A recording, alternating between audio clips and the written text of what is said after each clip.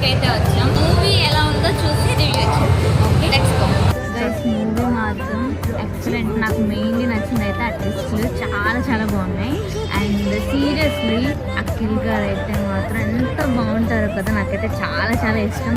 And ఈ మూవీలో తన మాస్ మేక్ ఓవర్ అవ్వచ్చు, అండ్ తన మాస్ లుక్స్ అవ్వచ్చు, అండ్ ఆ స్లాంగ్ కానీ, అండ్ ఎమోషనల్ యాక్టింగ్ అయితే అబ్బా ఎంత బాగా చేశారంటే చించి పడేశాడు. ఈ నీడ్ ద క్యారెక్టర్ అసలు చాలా బాగా చేశాడు. నాకైతే చాలా బాగా నచ్చింది తన క్యారెక్టర్.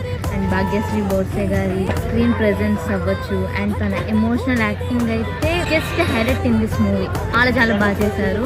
అండ్ తమన్ గారి బీజిఎమ్స్ అయితే మాత్రం ఎక్సలెంట్. అసలు మనందరికీ తన బీజిఎమ్స్ చాలా ఇష్టం. అండ్ ఈ మూవీలో తన బ్యాక్గ్రౌండ్ మ్యూజిక్ అయితే ఆ స్కోర్ నెక్స్ట్ లెవెల్ అంతే. అండ్ థియేటర్స్లో చూస్తే అల్టిమేట్ ఉంది, వైబ్రేషన్స్ వచ్చాయి. And coming to this movie ఎంత బాగుందంటే ట్విస్ట్లు చాలా బాగున్నాయండి. అండ్ ఆ మహాభారతం రిఫరెన్స్లు అండ్ ఎమోషనల్ సీన్స్ అయితే మాత్రం చాలా బాగున్నాయి. ఒక వన్ వర్డ్లో చెప్పాలంటే పక్కా solid mass and emotional ultimate movie అండి. చాలా బాగుంది, నాకైతే బాగా నచ్చింది. So guys don't miss it guys. Immediately థియేటర్స్కి వెళ్ళి చూడండి.